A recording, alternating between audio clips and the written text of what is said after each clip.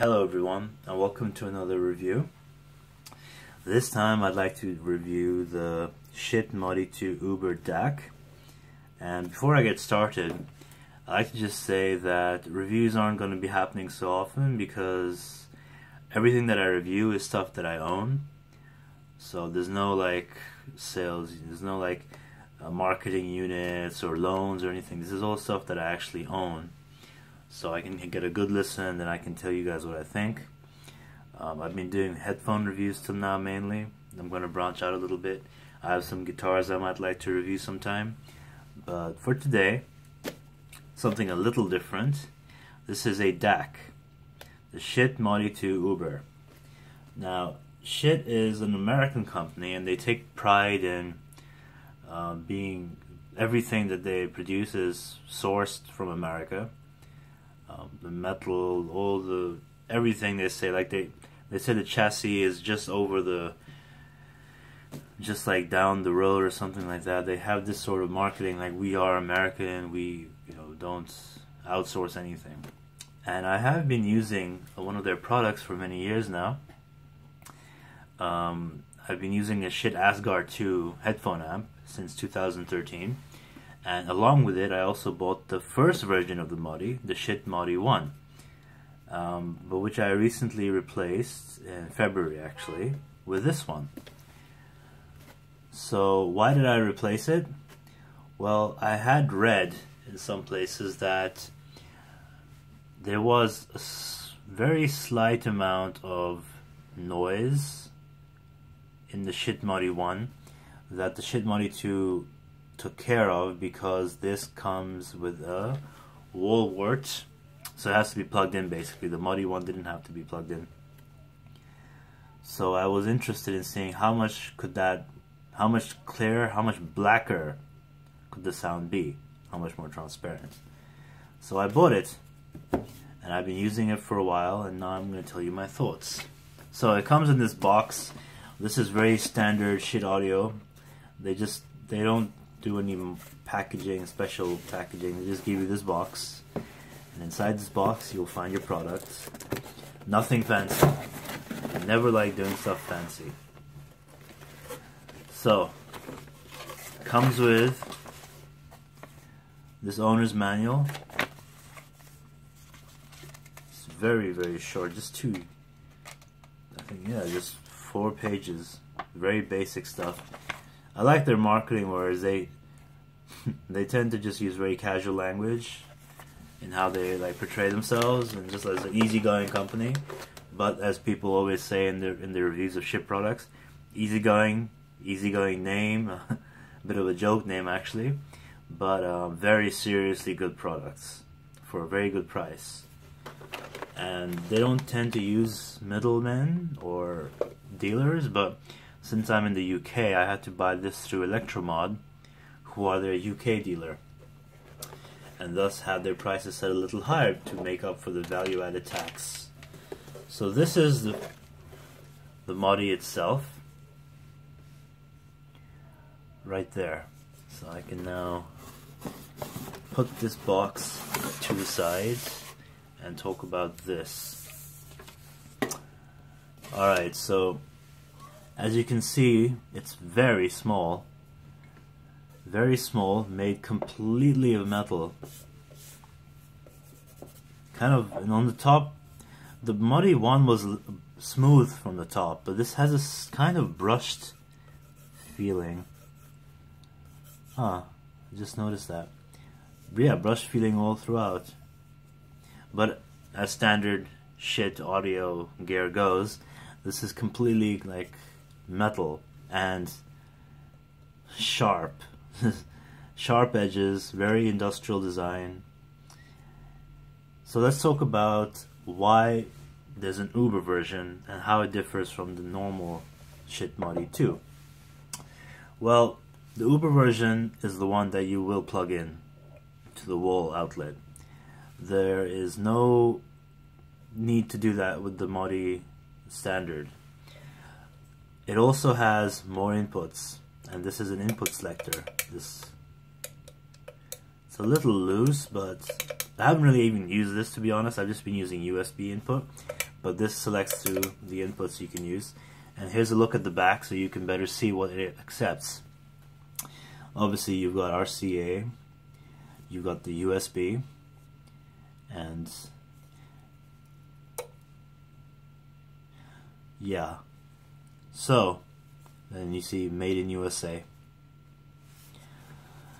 So that is on the outside how it differs, but from what I've read, the difference between sound quality is that this has a blacker sound. Now the reason that they've been giving for the Modi 1 and the Modi 2 standard for having a bit more of a noise floor is because the external power of this takes out some of that somehow. I'm not sure exactly how, but that's what people claimed. So I wanted to try that out. So when I bought this and I plugged it in and I listened and I thought, yeah, I can see that. The sound really is more, there's a blacker background. Instrument separation was better.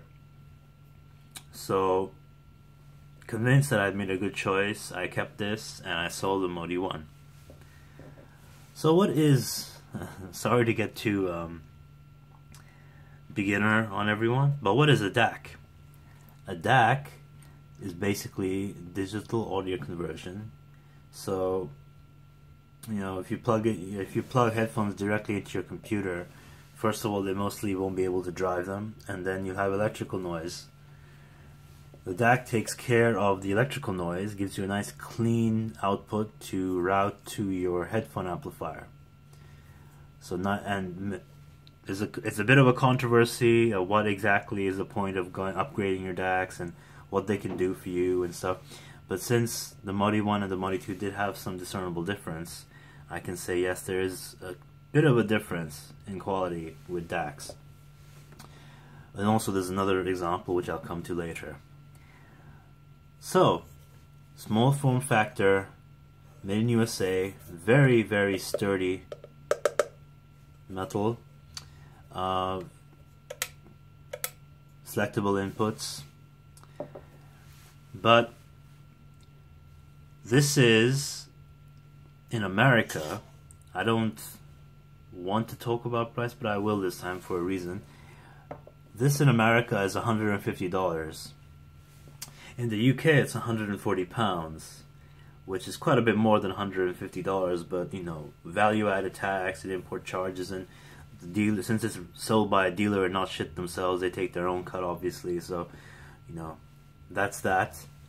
But for $150 you really can't go wrong with this. This is a good DAC. This is a great for multiple inputs. Now the multiple input fact is why I would definitely recommend this to everyone.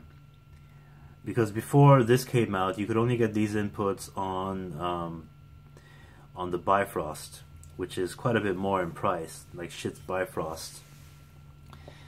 But the sound quality of this is a bit warm. There is good separation in the instruments, good but not great. Like, I know I'm being nitpicky here because of the price, but it's not exactly great. It's just really good. It's better than the Modi 1, definitely, thumbs up, better than the Modi 1. Blacker background than the Modi 1, but warmer. So I have had trouble pairing it with my Asgard 2, because my Asgard 2 is also a warm amp, and I'm going to talk about that in an upcoming review. But basically the Asgard 2 has a warm sound signature. So this also has a slightly warm sound signature. So put them both together, you'll need a sort of bright pair of headphones or a very neutral pair of headphones to really like enjoy it.